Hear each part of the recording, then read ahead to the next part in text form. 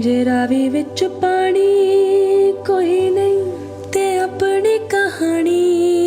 कोई नहीं, जे संग बेलिया कोई ना ते किसे नू सुनानी कोई नहीं। अखां च दरिया कोल के मैं जख्मां दी थां ते रोड़ लां, जे इत्थों कदे